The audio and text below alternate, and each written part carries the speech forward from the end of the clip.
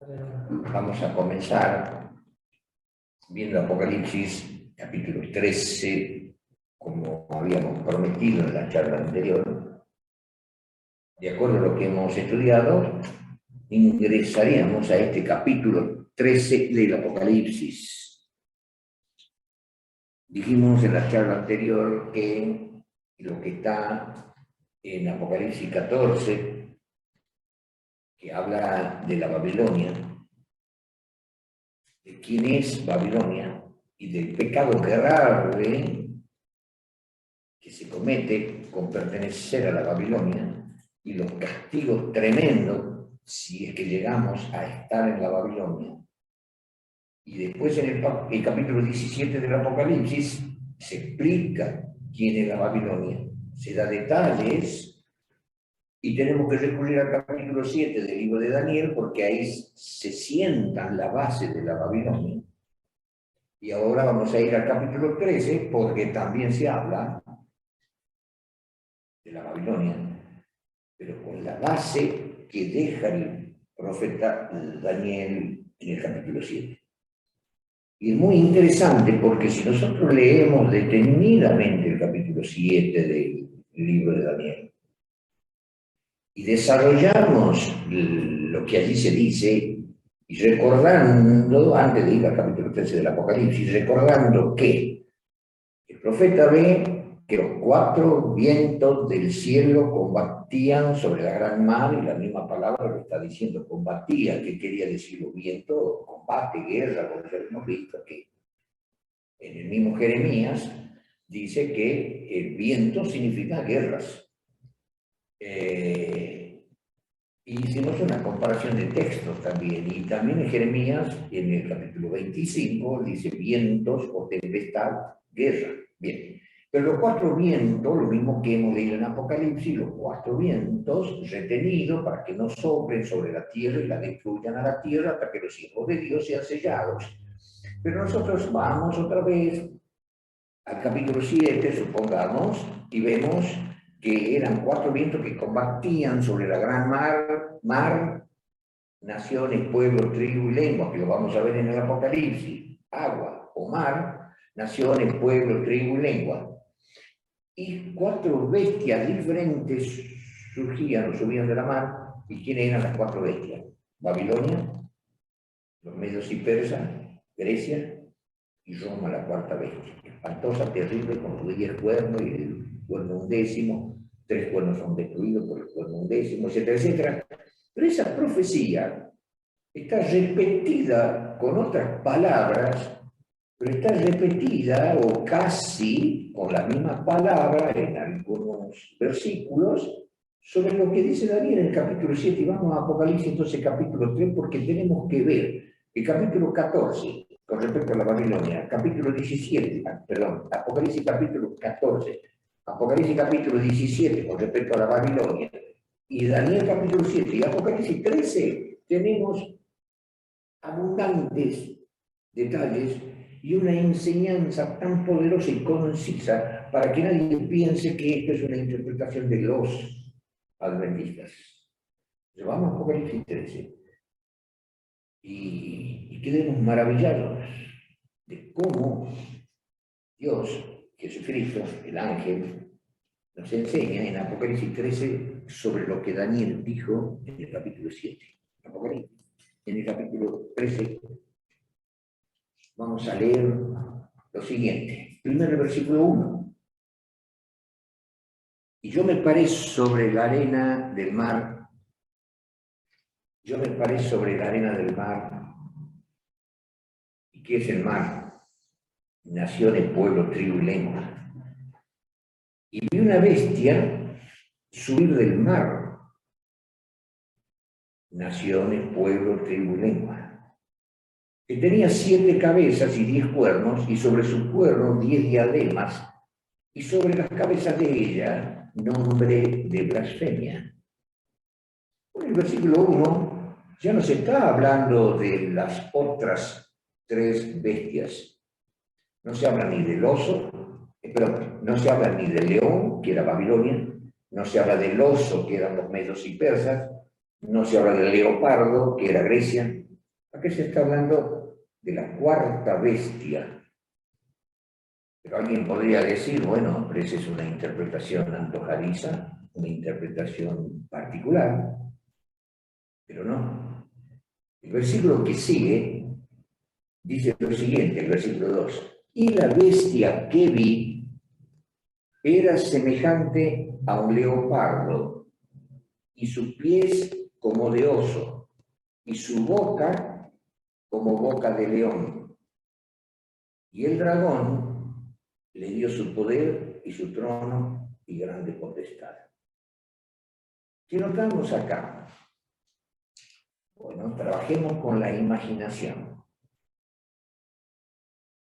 Vamos a Daniel capítulo 7, en la imaginación, si ya lo hemos leído. Y dice, 4 bestias subían o surgían del mar. Y ya hemos visto la comparación de texto por texto que mar significaba naciones, pueblos y de la guerra entre la gente, de entre las naciones, surgían 4 imperios. Uno era el león, Babilonia, el otro el oso, los medios y persas, el otro el leopardo, Grecia, y el otro la bestia espantosa y terrible. Y el profeta Daniel estaba alrededor del año más o menos 606 a.C., viendo una profecía que estaba a futuro, que iba a venir un imperio, Babilonia, donde ya estaba presente Babilonia, después iban a venir los medios y persas, después iba a venir Grecia, y después iba a venir la bestia espantosa y terrible y diferente a la otra bestia, Roma. Y ahora lo vemos a Juan en el tiempo ya de Roma, mientras Daniel estaba en tiempo de Babilonia, y después venía los medos y persas, y después venía los griegos, y después venía la bestia.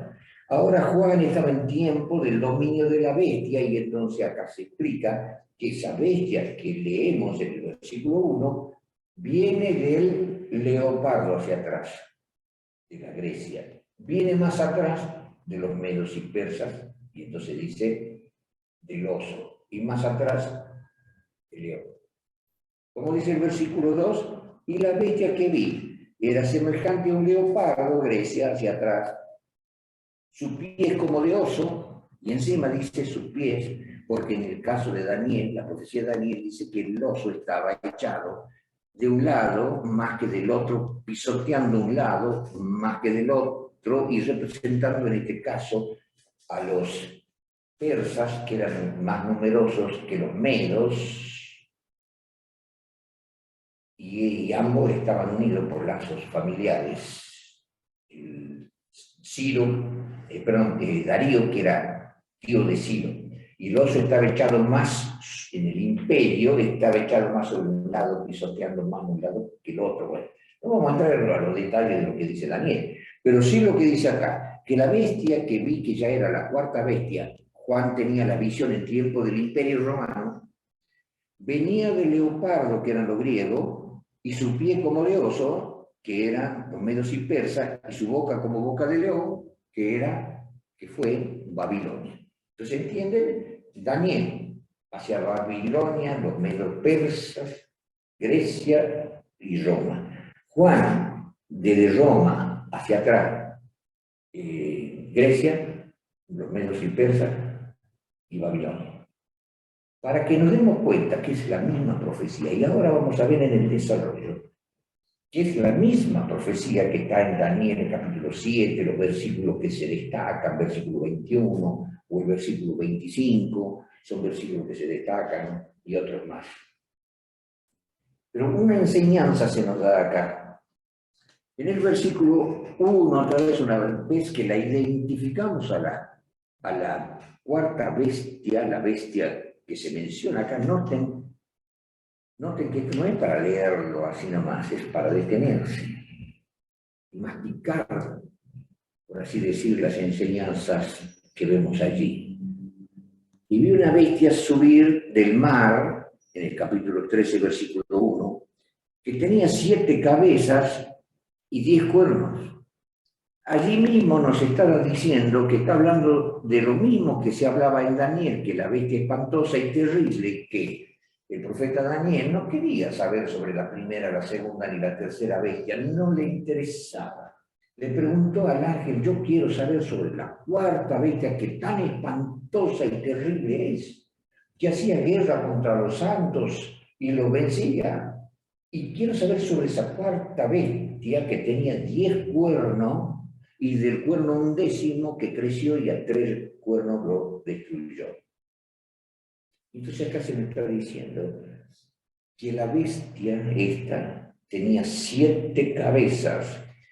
Y por supuesto hay adventistas hermanos que piensan de diferentes maneras respecto a las diferentes interpretaciones y buscan de interpretar a mi juicio y a mi entender, buscan de interpretar de forma complicada la cosa digo acá, pero algo tan sencillo. De los 10 cuernos que tenía la bestia, acá está hablando de 7 cabezas, y entonces algunos ya quieren elucubrar y comienzan a interpretar cosas raras y complicadas y se salen del hilo sencillo interpretativo. Acá nos muestra que hay 10 cuernos que tenía la bestia: visigodo, ostrogodo, lombardo, suevo, vándalos, érulos, franco-alamanes, burgundios y anglosajones. Tras esos cuernos surgía otro cuerno.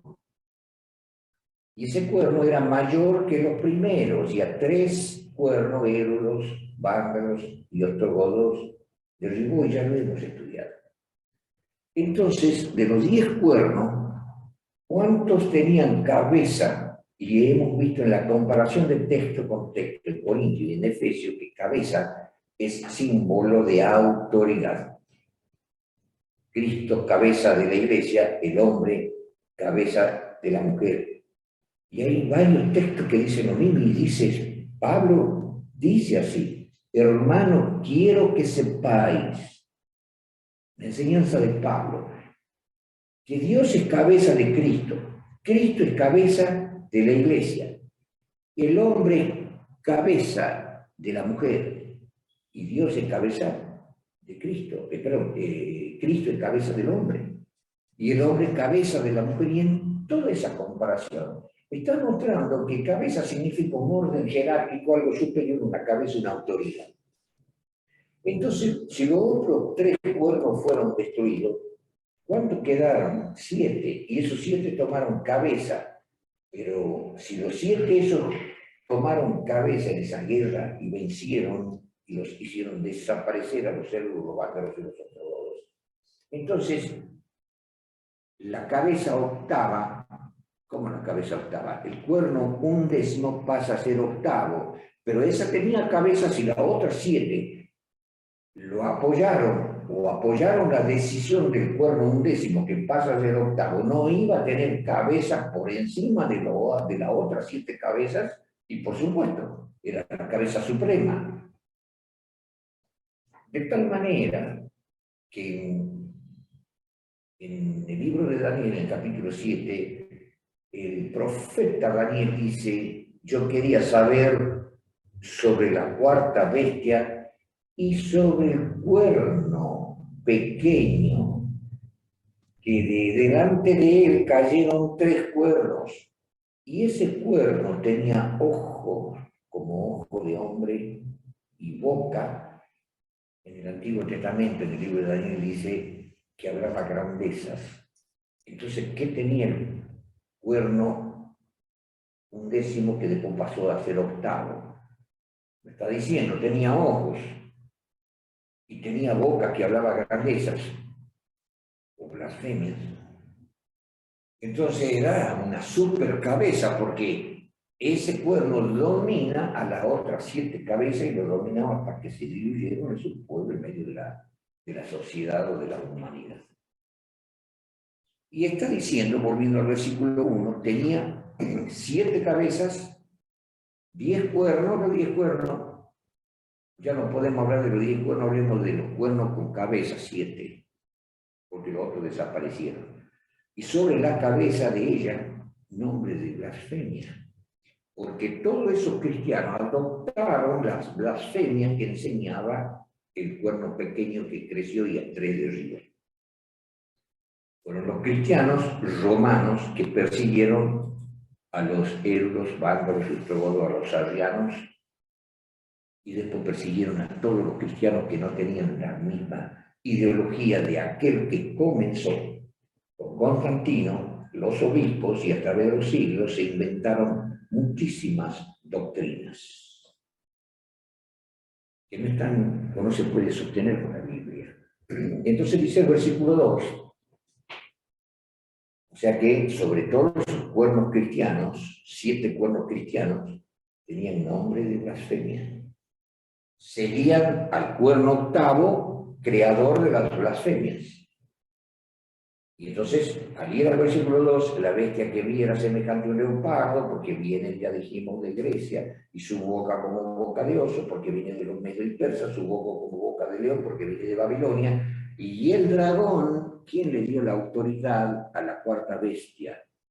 Eso no lo decimos nosotros los adventistas, como adventistas. Acá lo dice la Biblia, que Satanás, ¿quién es el dragón? Allí mismo tenemos en el capítulo 12, aunque lo sabemos de memoria, leamos el versículo 7, 8 y 9. Capítulo 12, versículo 7, 8 y 9. Y fue hecha una grande batalla en el cielo. Y acá vamos al historial de Satanás, del dragón.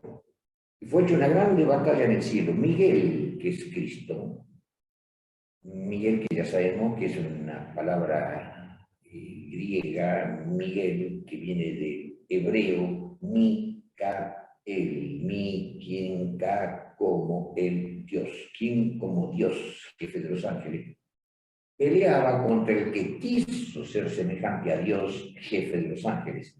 Y entonces acá nos está describiendo quién es este personaje. Y fue hecha una grande batalla en el cielo, quien como Dios, o sea Miguel, y sus ángeles peleaban contra el dragón, y peleaba o lidiaba el dragón y sus ángeles, y no prevalecieron, ni su lugar fue más allá en el cielo, y fue lanzado fuera aquel gran dragón, la serpiente antigua que le engañó a Eva,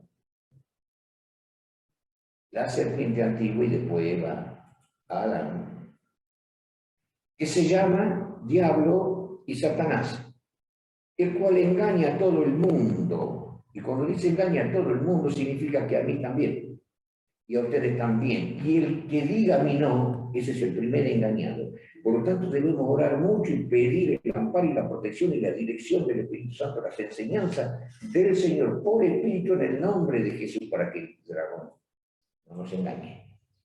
Y este personaje, dice, fue arrojado, el cual engaña a todo el mundo, fue arrojado a la tierra, con nosotros está, no lo vemos, está en dimensión espiritual, en la tierra, y sus ángeles fueron arrojados con él. ¿Cuántos ángeles lo acompañaron, hermanos? Sí, bueno, vamos al capítulo 2 y el versículo 4. Y su cola, hablando del dragón, arrastraba la tercera parte de las estrellas del cielo. En la comparación de texto, y como no estamos estudiando ahora capítulo 12, en la comparación de texto, las estrellas del cielo son los ángeles. Y entonces el diablo logró engañar a la tercera parte, al 33,3% de ángeles, millones y millares de ángeles fueron engañados y fueron echados del cielo en esa gran batalla. ¿Y Dios a dónde lo echó finalmente? ¿A dónde está? En la tierra. Y ahora veamos en el capítulo, perdón, en el mismo capítulo 12, sí, pero vamos a leer en el versículo 12. Qué triste, está en la tierra, ¿no? Y leamos el versículo 12. Por lo cual, alegraos cielos. Se terminó el problema o la guerra o la falta de paz por un personaje rebelde con el 33% de millones de ángeles. El Señor los echa del cielo, entonces alegraos cielos, por fin ya se ha ido el dragón con sus ángeles, Satanás.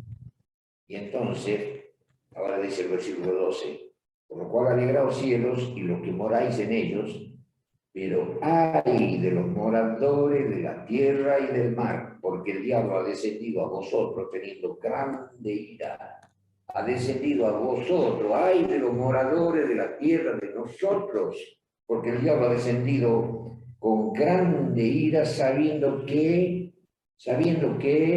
le queda poco tiempo para ser destruido por Dios y vencido definitivamente.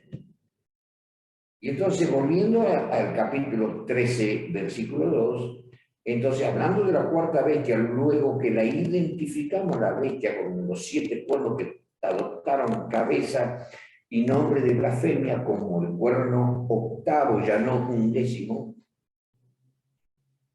ahora nos dice que esa bestia recibió un gran poder. ¿Quién le dio el poder? Satanás. Entonces, hay una iglesia que se le llama la mujer virgen, la mujer pura, la esposa de Cristo, la boda del Cordero que nosotros hemos leído sobre la boda del Cordero, que se casa la iglesia pura, santa, que tiene un distintivo: guarda los mandamientos de Dios. Y que el dragón la persigue porque guarda los mandamientos de Dios. Pero esta bestia, que es una iglesia creada por el dragón, que el dragón le dio el poder, pisotea los mandamientos de Dios y cambió la ley de Dios. Y vi que este cuerno hacía guerra contra los santos y lo vencía, y en esa iglesia, en esa Babilonia fue hallada, en esa mujer ramera fue hallada la sangre de los mártires, y es la iglesia que cambia el tiempo o los tiempos de la ley de Dios, o los tiempos y la ley. Por eso separa los tiempos y la ley el sábado y el resto de los mandamientos. Ya lo hemos estudiado. Pero ¿qué estamos viendo acá? Clarito que Satanás les dio el poder a ellos. Y ahora sigamos leyendo. En el versículo 3, y vi una de sus cabezas como herida de muerte, y la llaga de su muerte fue curada, y se maravilló toda la tierra en pos de la bestia. Una enseñanza, algo nuevo. En el Antiguo Testamento se dice que ese cuerno perseguiría a los santos por tiempo y la mitad de un tiempo, que son 1260 días, que son años. 1260 años, redondeando desde el 538 con el Papa Vigilio hasta el año 1798, cuando Napoleón manda al general Berthier y lo apresa al Papa Pío VI. Y la Iglesia de Roma estuvo 2 años y medio sin Papa. La bestia recibió una herida de muerte, y lo profetiza el Apocalipsis. Y una de sus cabezas, cuando dice una de sus cabezas, hay quienes entienden que si en el versículo 1 dice que la bestia tenía 7 cabezas, entonces una de las cabezas de las 7 tuvo una herida, y ya comienzan a elucubrar, a mi juicio, y a salirse del hilo interpretativo. Es que sabemos que hay una cabeza que es superior a las otras cabezas, y es una octava cabeza, y no busquemos dentro de la octava cabeza como una interpretación que circula por diferentes lugares en nuestra iglesia. Respeto esas interpretaciones, pero yo sigo con esta línea. 7 cabezas, y hay una cabeza superior, que es el cuerno, que era 11º, que pasa a ser 8º. Y a ese cuerno 8º, el diablo le dio el poder. ¿Qué les parece si no tenía más cabeza que todos? Pero esa cabeza recibe una herida mortal. ¿Y cómo sabemos que la cabeza que fue herida no fueron las otras cabezas de los otros pueblos que quedaron? Y noten en el contexto, porque, como digo, hay que masticarlo, por así decir, al texto. Noten. Versículo 3. Y vi una de sus cabezas como herida de muerte, cuando el general Berthier, mandado por Napoleón, apresa por Pío VI, y se queda sin papa la iglesia de Roma. Se queda sin el dominio del cuerno con la supercabeza que había recibido la autoridad del dragón. Y entonces, acá dice a continuación, que la llaga de su muerte fue curada. No. no se pudo matar al cuerno a la cabeza octava. Esa cabeza o ese cuerno de la bestia va a llegar un momento, y ya lo vamos a estudiar, que va a gobernar a todo el planeta, toda nación, pueblo, tribu y lengua. Y ahora notemos, después de los 2 años y medio se le devuelve el papado a la Iglesia de Roma, pero no persigue más. Ya dijimos, ¿y qué pasó? Y bueno, vino la libertad religiosa, y entonces me encanta decirlo, ya lo dije, lo reitero, si vino la libertad religiosa, señores católicos, romanos, o señores evangélicos, que ustedes deben creer lo mismo que nosotros. ¿Por qué vino la libertad religiosa? Porque se terminó una persecución religiosa. Qué sencilla la contestación, ¿verdad? La respuesta. Vino una libertad religiosa porque durante siglos hubieron terribles persecuciones. Se le devuelve el papado, pero ya no había persecución. Y hasta el día de hoy no hay persecución por parte del clero. Hay muchas persecuciones que en algún momento voy a pedirle a los hermanos que les manden a ustedes las persecuciones que infringen otras naciones no cristianas, hinduistas, budistas, islamitas, que persiguen y matan cristianos. Pero no el clero. El clero no está persiguiendo y matando a los observadores del sábado, ni está persiguiendo a los adventistas, y tampoco los está persiguiendo a los protestantes. Ahora están, digamos, entre comillas, unidos. Pero acá dice que la herida esa que tuvo la bestia fue curada. ¿Y por quién fue curada? Y por el diablo fue curada. Y dice aquí que su herida, la llaga de su muerte, fue curada. Y se maravilló toda la tierra en pos de la bestia. Y versículo 4, ¿cómo sabemos que el dragón, el diablo, la curó? Porque no se puede vencer al cuerno octavo, no se puede vencer a ese cuerno que nació como un décimo y creció, derribó a 3 y 7 con cabezas, lo apoyaron. Y después toda la tierra, nación, pueblo, tribu y lengua apoyará, y ese cuerno dominará hasta que se enfrente con Cristo. Y peleará el cuerno octavo con Cristo Jesús en su segunda venida, y Jesús, como dice el apóstol Pablo, lo vencerá con el resplandor de su venida y con el espíritu de su boca. Lo dice en segunda de Tesalonicenses, cuando vemos la batalla de aquel hijo que parecía hijo de Dios, pero es hijo del dragón. Y acá entonces dice que toda la tierra se maravilló, volvió a tomar dominio el papado, pero sin perseguir. Adoraron indirectamente, muchos cristianos sin saberlo, adoraron al dragón que le había dado la potestad a la bestia, y adoraron a la bestia también, o sea, al diablo y a la bestia, diciendo, ¿quién es semejante a la bestia? ¿Quién podrá pelear contra ella? Nadie. Cristo solamente, hasta que Cristo la destruye. Porque acá es el dragón, Lucifer, el jefe de los ángeles caídos, que peleó contra Cristo, va a pelear y va a ser vencido definitivamente cuando Cristo venga en gloria y majestad a la tierra. Y ahora notemos estas características, versículo 5. Y le fue dada boca al cuerno octavo,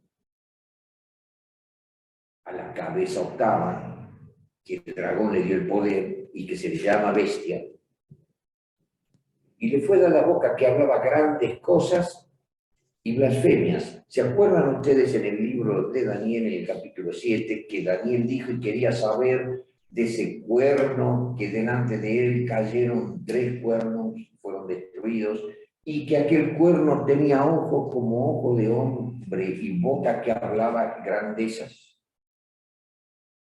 Pero no lo vamos a recordar, lo vamos a leer, pero no dejen de tener Apocalipsis 13 en mano. vamos a Daniel, al capítulo 7. Y en Daniel, en el capítulo 7,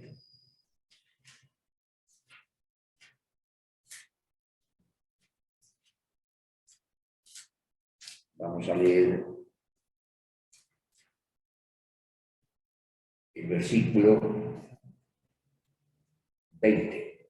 En el versículo 20 dice asimismo acerca de los 10 cuernos que tenía en su cabeza y del otro que había subido, de delante del cual habían caído 3, y este mismo cuerno tenía ojos y boca que hablaba grandezas, y su parecer mayor que el de sus compañeros. 21. Veía yo que este cuerno hacía guerra contra los santos y lo vencía.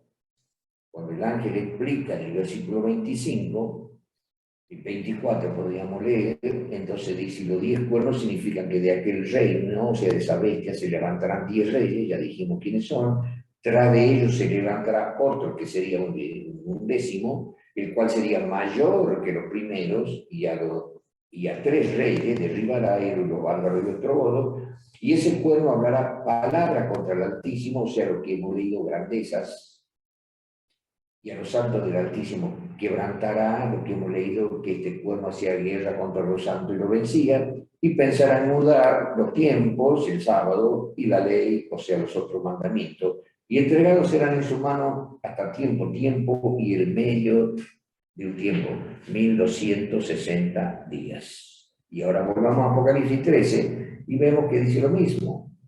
Entonces, en el capítulo 13, leemos así, en el versículo 5, y le fue dada boca que hablaba grandes cosas, y agrega, y blasfemias. Y le fue dada potencia de obrar 42 meses.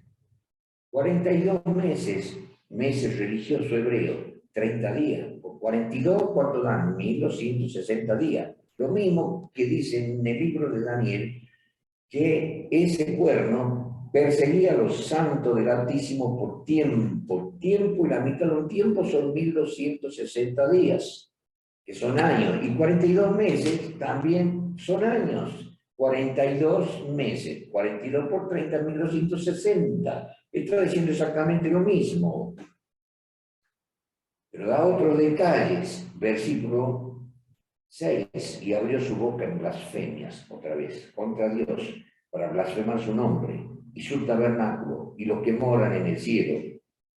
Y le fue dado hacer guerra contra los santos y vencerlo otra vez, lo que hemos leído en el capítulo 1, versículo 21.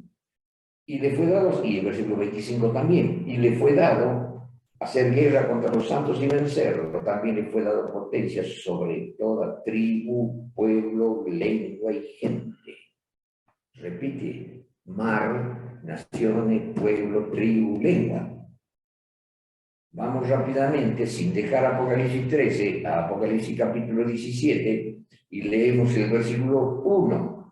Y vino uno de los 7 ángeles que tenían las 7 copas de las plagas, y habló conmigo diciéndome, ven acá y te mostraré la condenación de la grande ramera, una iglesia opuesta a la iglesia de Cristo, la cual está sentada sobre muchas aguas. Y entonces en el mismo capítulo 17 leemos lo que dice el versículo 15, y él me dice, las aguas que has visto, donde la ramera se sienta, son pueblo y muchedumbre y naciones y lengua. Y reitero esto para que no se piense que es un invento, una invención de los adventistas, un invento teológico, una forma de interpretar antojadiza. No, está repetido. De tal manera que aún en el capítulo 17, lo vemos en el versículo 18, la mujer que has visto es la gran ciudad que tiene reino sobre los reyes de la tierra. Entonces volvamos a Apocalipsis 13. Y en Apocalipsis 13 estamos leyendo que en el versículo 7, y le fue dado hacer guerra contra los santos y vencerlos, y también le fue dada potencia sobre toda tribu, pueblo, lengua y gente. Y el versículo 8 dice, y todos los que moran en la tierra le adoraron, cuyo nombre no está escrito en el libro de la vida del Cordero, el cual fue muerto desde el principio del mundo. Y versículo 9, si alguno tiene oído, oiga. Esa expresión es característica de Cristo cuando él estaba en la tierra. El que quiera oír, que oiga. El que tiene oído para entender, que entienda. Y el que no, mala suerte. Porque a vosotros he dado, cuando le decían los apóstoles, Señor, ¿por qué le hablas en parábolas? Porque a vosotros os he dado a entender los misterios del reino. Mas a los otros no, porque viendo no quieren ver, y oyendo no quieren oír, y oyen y engruesan su corazón para no convertirse y que yo los sane o los salve. Ahora volviendo a estos detalles que hemos dejado a propósito, en el capítulo 13, cuando dice, ya hemos explicado sobre los 42 meses, que son los mismos 1260 días, que son 1260 días, que son 1260 años, cuando viene la libertad religiosa, cuando fue apresado el Papa Pío VI, el Papa ya no perseguía más, el clero no perseguía más, hasta el día de hoy el clero no persigue a los cristianos. Pero sí leemos que se dan otras enseñanzas, por ejemplo, que ese cuerno hablaba grandes cosas y blasfemias. Y vamos a poner dos textos que están y que encontramos la palabra justa, blasfemias, nada más que blasfemias. Ya lo hemos considerado en la charla anterior, pero es mi propósito que leamos, que veamos esta palabra. Viendo San Marcos, capítulo 2, versículos 5 al 7, y viendo Jesús la fe de ellos, dice al paralítico, hijo, tus pecados te son perdonados. Y estaban allí sentados algunos de los escribas, los cuales, pensando en sus corazones, decían, ¿por qué habla este así? Blasfemia dice, ¿quién puede perdonar pecados si no solo Dios? Blasfemia dice, y tenía razón, sí, tenía razón. Ningún hombre puede arrogarse esa autoridad de perdonar pecados. Entonces, los fariseos decían, este blasfema porque perdona pecados. ¿Qué hacía este cuerno? Decía blasfemias. ¿Y qué autoridad se arrogan ellos de perdonar pecados? Ya lo hemos considerado. Eso es una blasfemia. Que un hombre diga que puede perdonar pecado es una blasfemia. Y estamos viendo con nuestros propios ojos la palabra blasfemia. Perdonar pecado por parte del hombre es una blasfemia. Y hemos considerado ya que en el libro de Hechos de los Apóstoles, en el capítulo 8, cuando el apóstol Pedro estaba haciendo un milagro, entonces un mago le dijo, dame a mí esa potestad para ponerle la mano sobre los hombres y pasar el Espíritu Santo. Y entonces el apóstol Pedro le dice que ese hombre estaba en tinieblas, que estaba mal, y él afligido le dice a Pedro, ruega por mí. Y entonces Pedro le dice, no, ruega tú a Dios. Sí, quizás te será perdonado el pecado de tu corazón. Ni Pedro, supongamos el primer papa, cuando le pida ruega tú a Dios por mí, Pedro le dice, no, ruega tú a Dios. Yo no me puedo ir a un sacerdote a decirle, vengo a confesar mis pecados para que perdones, el ego te absolvo. O yo te perdono el día de mañana en nombre de Dios. O tus pecados te son perdonados. Es una blasfemia. Y esa blasfemia de perdonar pecados la han adoptado los sacerdotes y también el Papa. Pero el verdadero Papa, si fuese Pedro, indicaba, ruega tú a Dios, arréglate con Dios, yo no tengo potestad para hacer nada por ti. La salvación es personal, ruega tú a Dios, para que quizás, no sé, si a lo mejor Dios te perdone o no el pecado. Cuando tendría que haber dicho inmediatamente, sí, ego te absolvo. Blasfemia, dice, ¿y cuál es la otra blasfemia? Vamos a buscar. Entonces en San Juan 10, 32-33, respondióle Jesús: muchas buenas obras os he mostrado de mi Padre.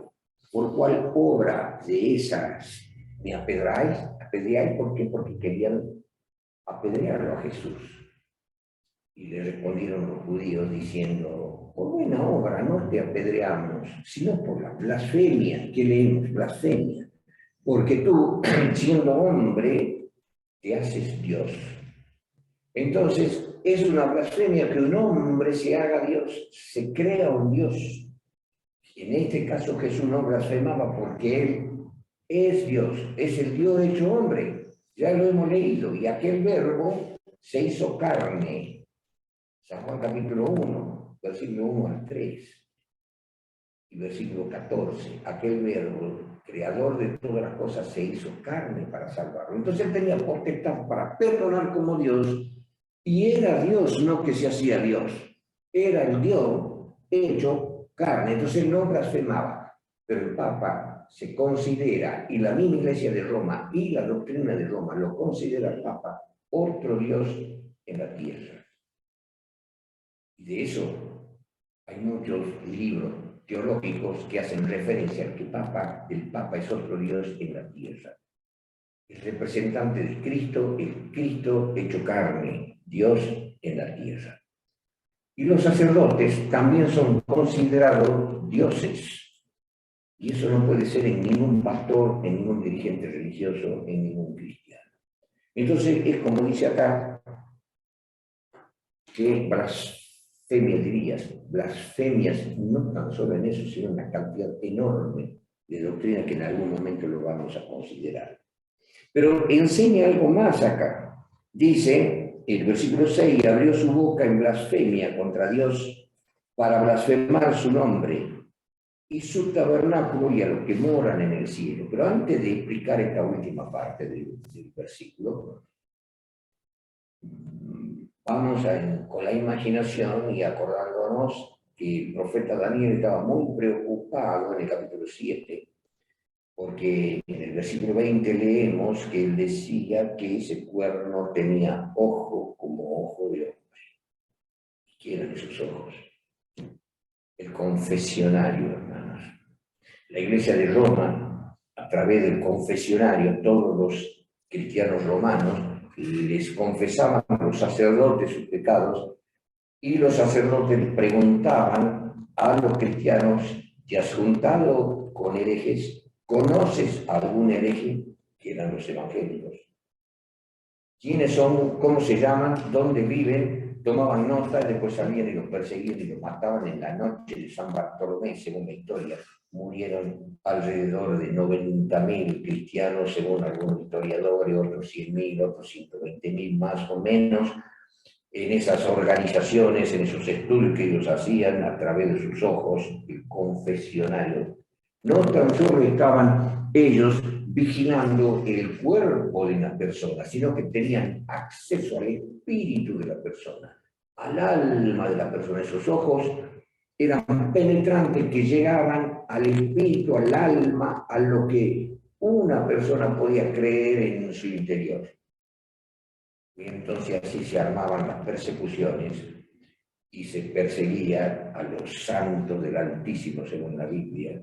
Se perseguía a los mártires de Jesús. Millones bajaron a la tumba, perseguidos y descubiertos por esos ojos que tenía el cuerno pequeño. Y la boca, que hablaba blasfemia, perdonaba pecado y se hacía parecer Dios. Y aparte, inventó un sinnúmero de doctrinas que no se pueden sostener con la Biblia. Y aparte de eso, en Apocalipsis 13, leemos que se atrevió contra su tabernáculo. La Iglesia de Roma no cree en el santuario celestial y en los pasos que ha dado Cristo en el santuario celestial. Tampoco lo creen los evangélicos.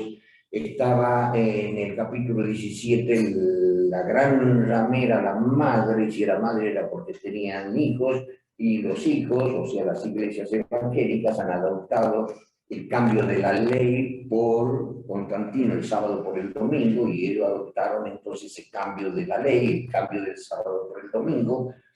Pero aparte de eso, los evangélicos no creen en el santuario celestial con lujo de detalles, como lo da, lujo de detalles como lo da el apóstol Pablo. El apóstol Pablo lo explica en el capítulo 9 de Hebreos, que sería muy bueno repasarlo.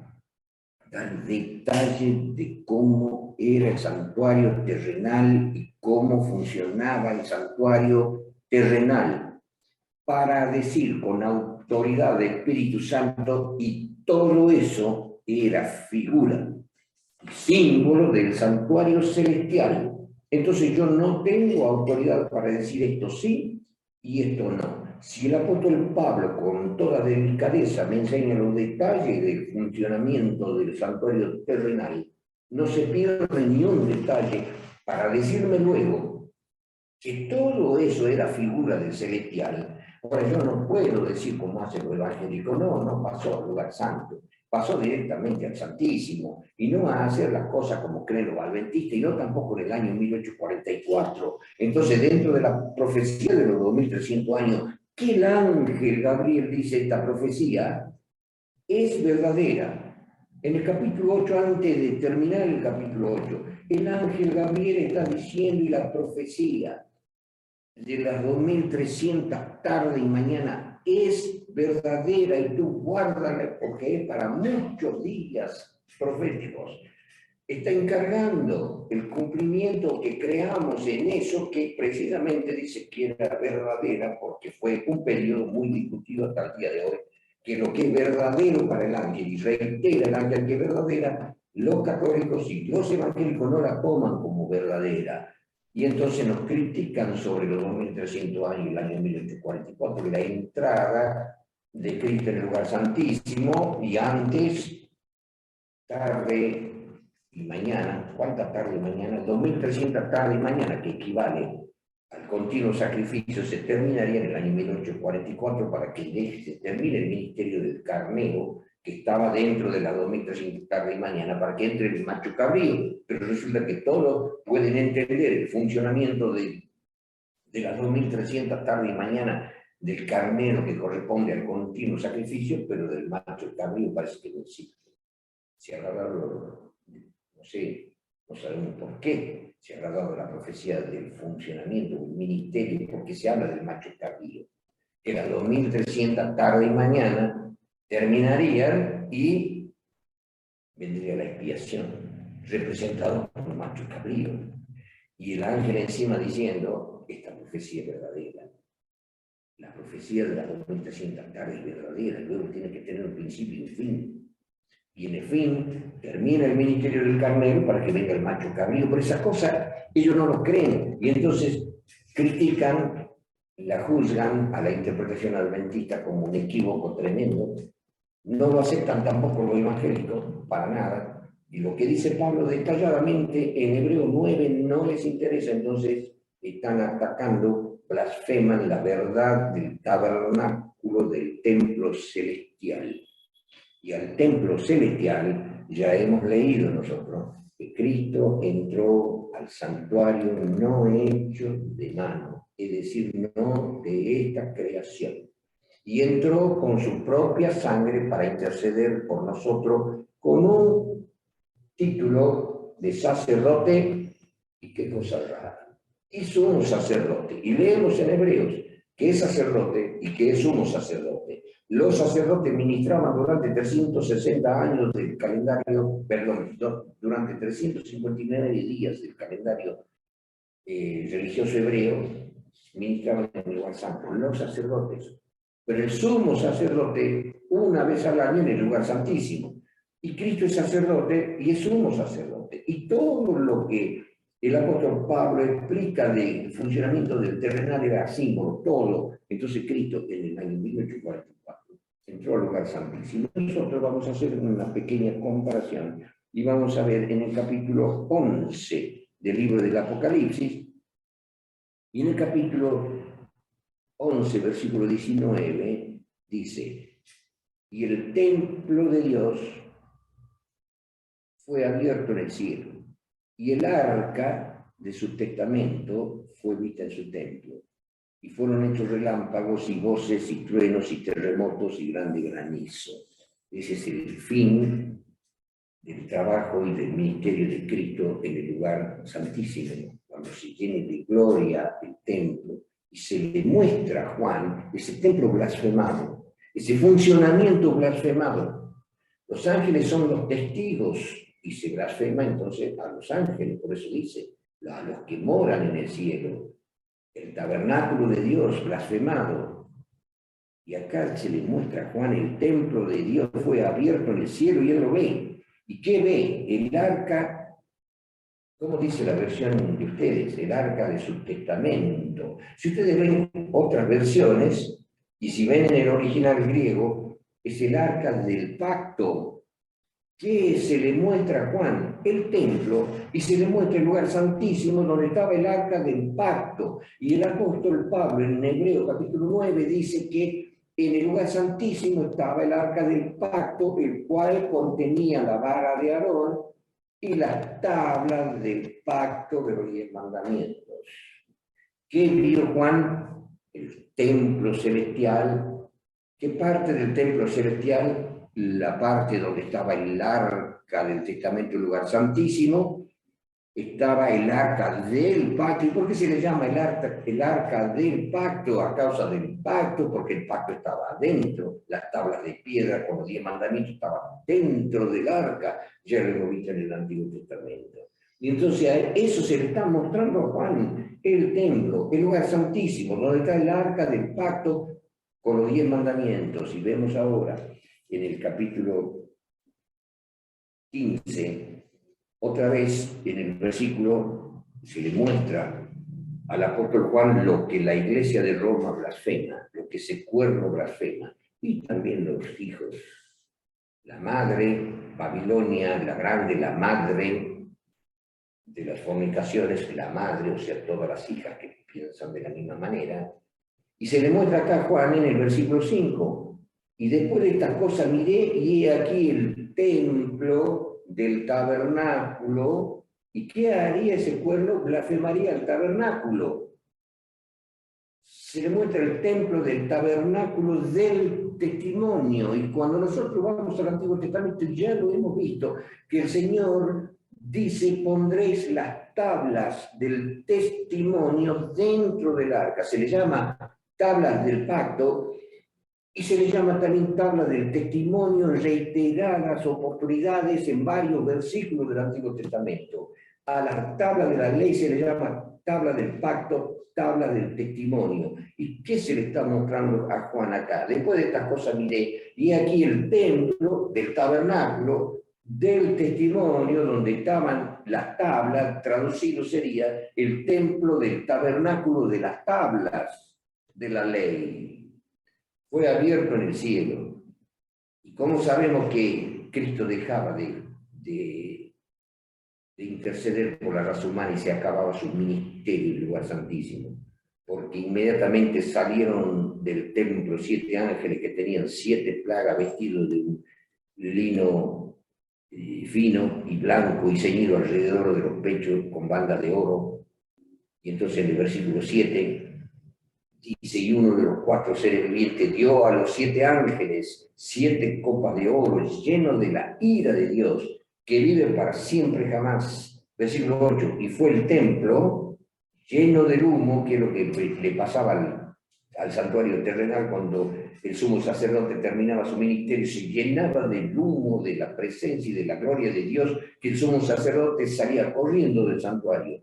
Y fue el templo lleno de humo por la majestad de Dios y por su potencia, y ninguno podía entrar en el templo celestial, ni los ángeles podían estar, ninguno, hasta que fuese consumada las 7 plagas de los 7 ángeles. Pero antes de eso tiene que venir con potencia el mensaje adventista, el mensaje de Apocalipsis 14, el mensaje de los 3 ángeles, tiene que venir predicándose a toda gente, nación, pueblo, tribu y lengua. ¿Quién le da poder a ese mensaje de los 3 ángeles? En Apocalipsis capítulo 18, versículo 1 al 4, y bajó un ángel y alumbró con su gloria a toda la tierra con un mensaje extraordinario que lo vamos a ver en breve, que ilumina toda la tierra de tal manera que la sociedad se divide en dos. Y dice, salid, pueblo mío de la Babilonia, y le dice a su pueblo, para que no seáis participantes de sus pecados y recibáis precisamente la plaga. Antes que caiga la plaga, se predica con potencia el mensaje de los 3 ángeles que tiene la iglesia. Aquí están los santos que guardan los mandamientos de Dios. Es la iglesia de la mujer pura que predica. Y entonces el ángel ese del capítulo 18, 1 al 4 dice, caída es Babilonia, o sea que los que no salgan de Babilonia serán, dice, guarida de espíritus inmundos, endemoniados y albergues de toda ave sucia. Pero el pueblo de Dios dice, salgan. Y es lo que en el capítulo 14 nosotros leíamos del Apocalipsis, en los 2 mensajes que estamos estudiando, quién era la Babilonia y por qué no podemos nosotros quedarnos en la Babilonia si somos cristianos. Tenemos que huir, porque si no huimos frente al último llamado, los cristianos o nosotros, si pertenecemos a otra iglesia, quedaremos endemoniados de por vida, listos para ser castigados con la ira de Dios y las 7 plagas que Dios ha de enviar a la tierra. Y para terminar, volviendo a Apocalipsis, en el capítulo 13, y leemos allí que abrió su boca para blasfemar contra Dios con todas las doctrinas, el perdón de los pecados, hacerse parecer a Dios, y su tabernáculo, y a los que moran en el cielo, porque los ángeles están en ese tabernáculo, en ese juicio, haciendo de testigos, y en el versículo 7, le fue dado hacer guerra contra los santos y vencerlo, ya lo hemos leído, y le fue dado potencia para dominar a toda tribu, pueblo, lengua y gente que pertenezcan a la Babilonia, y aquel pueblo dominará el mundo, y los hijos de Dios saldrán de la Babilonia, un grupo pequeño, que será guardado y protegido de la grande catástrofe, la tercera guerra mundial, y la plaga y la semidestrucción del planeta. Y entonces termina advirtiendo el Señor en el capítulo 13, versículo 8, que todos los que moran en la tierra, que no huyeron de la Babilonia, le adoraron, cuyo nombre no está escrito en el libro de la vida del Cordero, el cual fue muerto desde el principio del mundo. Y ahora vamos a Apocalipsis 14 y veamos, para terminar, en el capítulo 14, veamos qué dice aquí. Y capítulo 14, en el mensaje del segundo ángel, versículo 8. Otro ángel le siguió diciendo, ha caído Babilonia, aquella grande ciudad, porque ella ha dado a beber a todas las naciones del vino del furor de su fornicación. Entonces estudiamos quién era Babilonia, para que nosotros no bebamos las doctrinas fornicarias que pisotean la ley de Dios y muchas cosas de la Biblia. Y en el versículo 9, y el tercer ángel lo siguió diciendo en alta voz, si alguno adora a esa bestia que ya la hemos estudiado, y a su imagen, y toma la señal en su frente o en su mano, este también beberá del vino de la ira de Dios, el cual está echado puro en el cáliz de su ira, y será atormentado con fuego y azufre delante de los santos ángeles y delante del Cordero, y el humo del tormento de ellos sube para siempre jamás. Y los que adoran a la bestia y a su imagen no tienen reposo día ni noche, ni cualquiera que tomare la señal de su nombre. ¿Y qué dice acá? Aquí está la paciencia de los santos para que identifiquemos claramente este tema y sepamos a dónde están los hijos de Dios y cuál es la iglesia verdadera. Aquí está la paciencia de los santos. Aquí están los que guardan los mandamientos de Dios y la fe de Jesús, no los mandamientos creados por la bestia. No pertenecer a la bestia, ni a la madre, ni a las hijas, ni al catolicismo, ni al mundo evangélico. Aquí están los que guardan los mandamientos de Dios, perseguidos por el dragón. Y el dragón se fue a hacer guerra ¿con quiénes? Contra los que guardan la mujer, la mujer pura que guarda los mandamientos de Dios. Y aquí está la mujer, aquí están los que guardan los mandamientos de Dios que no pertenecen a la Babilonia. Pero mucho cuidado con pertenecer a la Babilonia, porque ellos recibirán la ira de Dios tremenda y serán castigados, dice, por siempre jamás. Allí está la palabra griega aion. La palabra griega aion significa por un tiempo indefinidamente largo, como una vida, como un periodo de la historia, pero no necesariamente una eternidad sin fin, porque nosotros no creemos en un infierno de fuego por la eternidad sin fin. El contexto bíblico, y no vamos a estudiar el estado de los muertos, pero el contexto bíblico muestra la destrucción del impío después de ser castigado por Dios, vendrá Cristo a pagar a cada uno de acuerdo a sus pecados. Y después, cumplido eso, el Señor destruirá, como dice el Señor, que ellos recibirán la muerte segunda. Y después dice Cristo, he aquí hago yo nueva todas las cosas. Y el libro de Salmo dice, buscarás al impío y no lo encontrarás, no existirá nunca más. Entonces, hermanos, en el capítulo 14, y lo vamos a continuar, si Dios quiere, el sábado que viene, porque ha quedado algo pendiente. Todos los versículos que siguen del capítulo 14 para que terminemos el 14. Pero han quedado ciertos detalles significativos, no sé si ustedes se han dado cuenta. En la Babilonia se habla de la bestia, ya la hemos identificado. Y muchas cosas que hizo la bestia, ya la hemos identificado. Pero se habla de dos cosas acá. Su imagen, ¿quién es su imagen? ¿Y qué más? Su imagen y la señal de la bestia. Y lo repite, su imagen y la señal de la bestia. Otra vez, repite, la imagen y la señal. Y eso lo dejamos para el próximo sábado, si Dios quiere, y si Dios quiere terminar con el capítulo 14. Muchas gracias por la atención.